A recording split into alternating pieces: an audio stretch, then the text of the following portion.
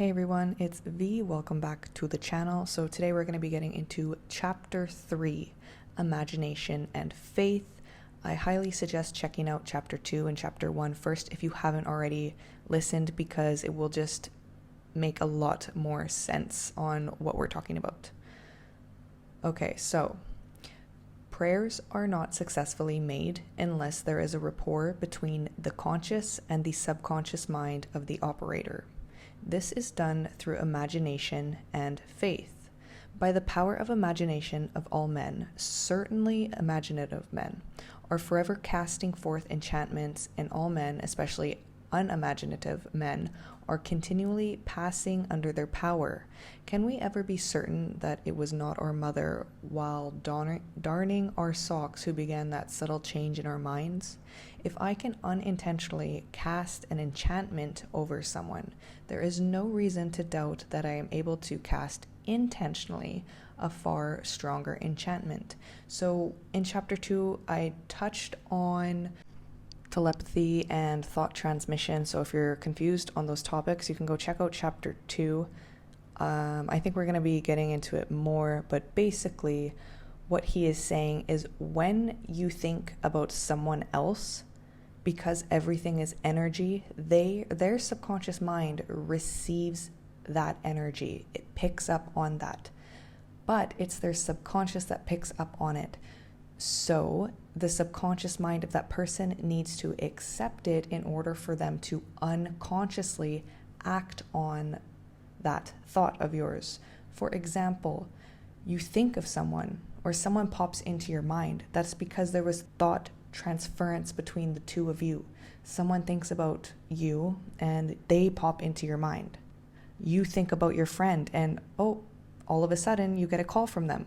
And you think, oh, that's weird. I was just thinking about you. It happens all the time. This is thought transference, energy transference. You think about someone, your energy goes into their subconscious energy, because everything is made up of moving particles. Quantum physics proves this. So whether or not you are consciously trying to send someone a thought or unconsciously doing it, it is still happening. Given the examples I just said, like you think about someone, they receive that thought unconsciously and they randomly think it's a good idea to text you. That's how it works. Or vice versa. They think about you and then all of a sudden a thought pops in your head. Oh, you know what? I haven't talked to this friend in a long time. I'm going to text them. They're going to be like, oh man, I was just thinking about you. That is what we're talking about here. So everything that can be seen, touched, explained, argued over is to the imaginative man nothing more than a means, for he functions by reason of his controlled imagination, in the deep of himself, where every idea exists in itself and not in relation to something else. In him there is no need for the restraints of reason, for the only restraint he can obey is the mysterious instinct that teaches him to eliminate all moods other than the feeling of the wish fulfilled. Imagination and faith are the only faculties of the mind needed to create objective conditions. The faith required for the successful operation of the law of consciousness is a purely subjective faith, and is attainable upon the cessation of active opposition on the part of the objective mind of the operator, the person. It depends on your ability to feel and accept as true what your objective senses deny. Neither the passivity of the subject nor his conscious agreement with your suggestion is necessary, for without his consent or knowledge he can be given a subjective order which he must objectively express.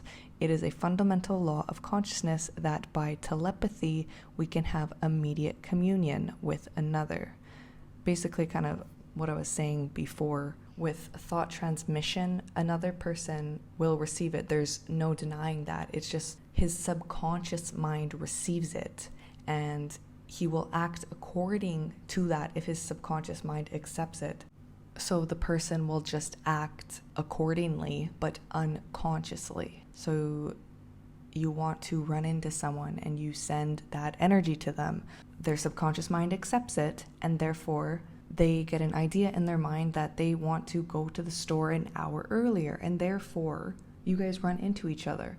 And it doesn't even need to be you doing it on purpose. Like, you could unconsciously be thinking of someone, and that's how you guys run into each other, is because your conscious mind sent an energy signal to that person, and their subconscious mind sent that idea to their conscious mind unconsciously, I guess how you would put it. And then you guys will just randomly shift your schedule, like out of the blue, or something will happen and you just end up meeting somewhere, or someone gives the other person a call. Everything is connected. There's no denying that, and that's what he's talking about here. I also want to mention, I haven't actually read this book before. I've read a lot of other Neville Goddard books, but this is the first time I'm reading Prayer, the Art of Believing, and I actually had no idea we would be touching on telepathy or thought transmission. These are things I've been aware of my entire life, and I kind of know how this stuff works, but it's just interesting. I had no idea we would be getting into it, and so I might have some comments, because just because I'm reading something and I agree with majority of it doesn't necessarily mean I will agree with all of it, because in the law of assumption community, there's quite a bit of talk about people saying that they are the complete creator of everything and that everything else is puppets. Well, I do believe we can create literally anything. We can change people's personalities. We can change a lot of things. When I say you can change people's personalities, that's like you doing the inner work and working on yourself, and then people change according to how you feel about yourself. That's doing internal work, and you see changes on the external. But some law of assumption teachers will say, like, people are just puppets, and you can do anything you want with people, and people actually don't really have emotions. It's just how you feel. I don't agree with that. I do not believe that people are just like robots, like, and you can force people to do things. I do not believe in that at all. That's not my belief system, and it's kind of going around in the law of assumption community. So I just want to throw that out there. I believe that everything is connected, and our energies affect one another. So when you change your energy, everything else is affected, because everything is connected. But we are all here together as co-creators. So that is what I wanted to throw in before we continue on, because I'm not quite sure Neville's stance on this. I haven't really gotten into this part. So I just want to make that clear. And also that you cannot force bad things on another person if that is not meant for them. So, like, for example, black magic or hoodoo and spell work and stuff. Spell work definitely works. It's the exact same as manifesting or putting your energy out there, and your energy is transforming other things. However, it has to go through the subconscious mind of that person.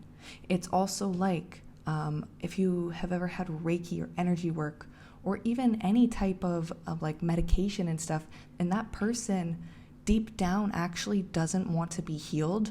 They have that poor me mentality, and they truly just don't want to be healed on a subconscious level and a conscious level. There's nothing you can do that will affect that person, because it's that person's belief and their desire.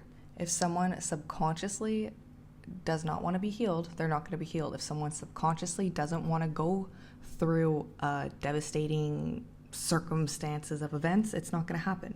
Okay? So stop with this, you're forcing someone else to do. No, we're all co-creators. And when you have a desire to have someone, that desire is meant for you. That desire is coming from your subconscious mind, and it's not forcing on that other person, because there are infinite number of realities. So you're not changing some person, okay? You are literally going into a reality where they have the desire for that. And we're constantly changing timelines and realities like every single second, okay? Time is not linear. And if you want, I can even get into the quantum physics on time, because it is crazy, okay? There's so many different timelines going on, there's infinite amounts of timelines going on at the same time. You can change your thought and something else will happen, okay? I'm going on a little bit of a rant, because I don't like the negativity talk about this. This stuff is basic knowledge. This is how our universe works. Everything is connected, and yes, there's positive and negative things going on, duality, but when you break everything down, there's a desire and it's coming from your subconscious, the higher power, the universe or God or whatever you believe in. And it is meant for you, okay? So never feel guilty about wanting something that you think you can't have. Yes, you can have it. That is why you have the desire for it. And there are an infinite amount of realities where either you have it or you don't. And you can embody that other reality. This is meant for you. We are all creators. We are meant to create what we want in our life and be fulfilled. This is like a game, you guys. Look at it like a game. Nothing is bad here, okay? Everything is just particles. Literally, it breaks down to that. Science proves this. So you can't even throw religion in there and say, oh, well, that's not God's work. Well, it's science. And I also do believe in higher power, so you can't even say I'm like anti-religious or anything. I'm just going on a rant because the negativity around this stuff enrages me a little bit, but maybe I'm attracting it. I don't know. Everything is here to teach us lessons, and we're just constantly learning and evolving and adapting as human beings, creators. And yeah, I'm just here to share my knowledge on that and kind of spread awareness of how this universe works. But obviously I don't have all the answers. No one has all the answers. Like, no one really knows what's going on here except people that have died and like they're on the other side. They will have the answers. But anyways, and I've been digging in the rabbit hole for my entire life, and I'm starting to finally figure out how everything goes hand in hand. It's not like one thing is right and the other thing is wrong.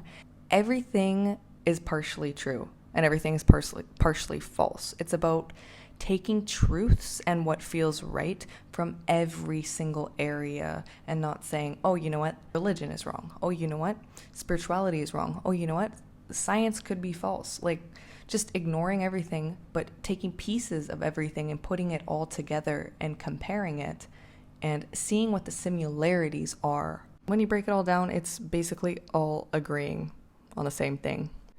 Okay, now we're going back to Neville. To establish rapport, you call the subject mentally. Focus your attention on him and mentally shout his name, just as you would attract the attention of anyone in person. Imagine that he answered and mentally hear his voice. Represent him to yourself inwardly in the state you want him to obtain. Then imagine that he is telling you in the tones of ordinary conversation what you want to hear. Mentally answer him.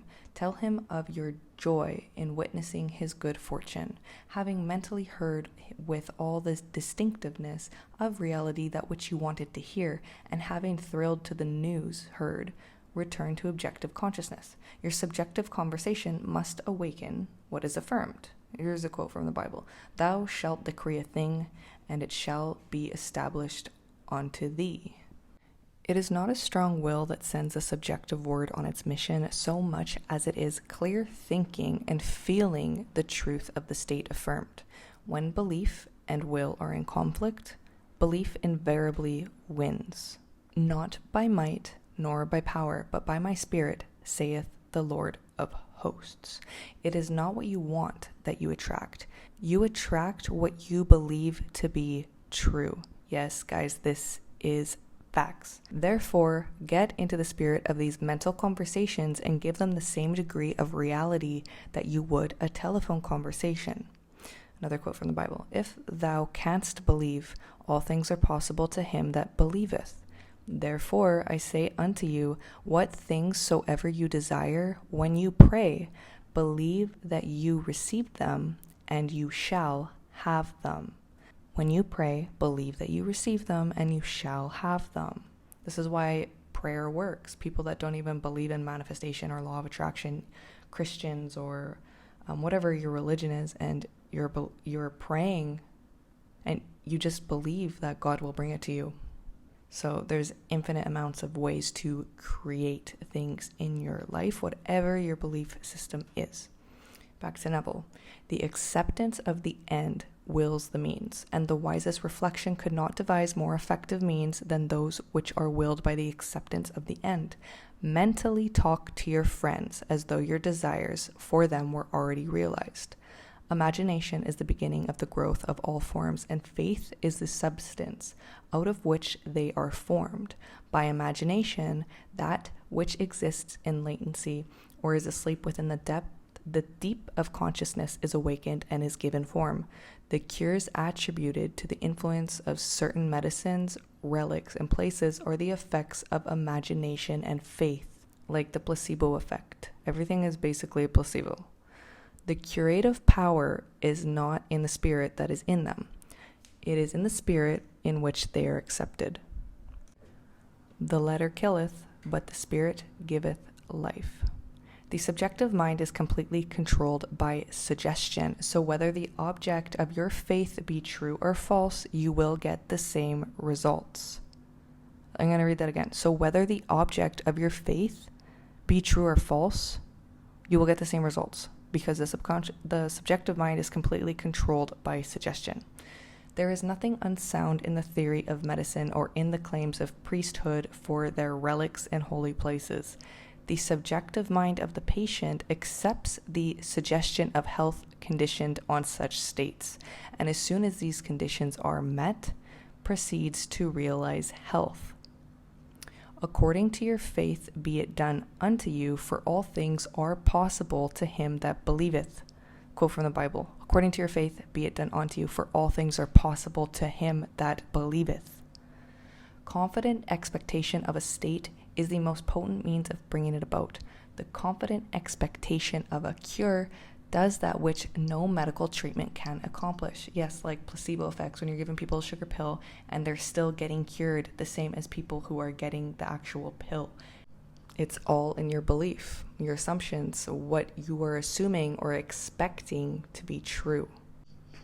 Failure is always due to an antagonistic autosuggestion by the patient, arising from objective doubt of the power of medicine or relic, or from doubt of the truth of the theory. Many of us, either from too little emotion or too much intellect, both of which are stumbling blocks in the way of prayer, cannot believe that which our senses deny. To force ourselves to believe will end in greater doubt. Yes, that's so true. To force ourselves to believe in something will end in greater doubt. To avoid such counter-suggestions, the patient should be unaware, objectively, of the suggestions which are made to him. The most effective method of healing or influencing the behavior of others consists in what is known as the silent or absent treatment. When the subject is unaware, objectively, of the suggestion given to him, there is no possibility of him setting up an antagonistic belief. That is like when you're giving someone a sugar pill, but you tell them it's a pain reliever or it's the medication for the placebo effect. So they believe it to be true because they just have no doubt in their mind that it isn't the pill that you told them it was. If you don't know how the placebo effect came around, it's incredible. I actually just did some digging on that recently. So there was a doctor it was in World War II, and they ran out of morphine, you guys. Imagine this, you're a soldier and your leg gets blown off and there's no freaking morphine for you. You're in the hospital and you're like almost dying. Oh my God. So they ran out of morphine and they just started using saline solution and telling the soldiers, the patients, that it was morphine, and not one single soldier noticed the difference. They all had their side effects, the pain, everything relieved, 100% relief. And the doctor was like, what the hell? So that's how they came across the placebo effect. The doctor was shocked. He's like, no way. So we don't have morphine. We're giving them saltwater solution and they're still getting the same benefits as morphine. That is absolutely insane how powerful our brain is. I love it. Okay, back to Neville.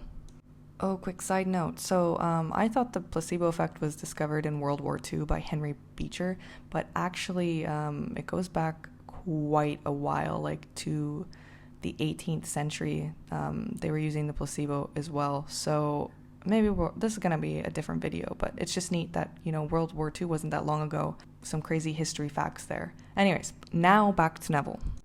The more completely the objective mind is kept in ignorance of the suggestion, the better will the subjective mind perform its functions. The subject subconsciously accepts the suggestion and thinks he originates it, proving the truth of Spinoza's dictum that we know not the causes that determine our actions. The subconscious mind is the universal conductor which the operator modifies with his thoughts and feelings. Visible states are either the vibratory effects of subconscious vibrations within you, or they are vibratory causes of the corresponding vibrations within you. A disciplined man never permits them to be causes unless they awaken in him the desirable states of consciousness. With a knowledge of the law of reversibility, the disciplined man transforms his world by imagining and feeling only what is lovely and of good report. The beautiful idea he awakens within himself shall not fail to arouse its affinity in others. He knows the Savior of the world is not a man, but the manifestation that would save. The sick man's Savior is health. The hungry man's Savior is food. The thirsty man's Savior is water. He walks in the company of the Savior by assuming the feeling of his wish fulfilled. By the law of reversibility, that all transformations of force are reversible, the energy or feeling awakened transforms itself into the state imagined. He never waits 4 months for the harvest. If in 4 months the harvest will awaken in him a state of joy, then inversely, the joy of the harvest now will awaken the harvest now. Now is the acceptable time to give beauty for ashes, joy for mourning, praise for the spirit of heaviness, that they might be called trees of righteousness, the planting of the Lord, that he might be glorified. Okay, you guys, that was much longer than it should have been. I hope you enjoyed it. Let me know what you guys thought of this chapter and the placebo effect thought transmission, if you've used it consciously and willingly to get someone to text you or call you, and if you've tried the placebo effect yourself, or if you have any stories of that. I'm always interested in these stories. Anyways, tomorrow is chapter 4, Controlled Reverie. So until then, take care and talk to you guys tomorrow. Peace.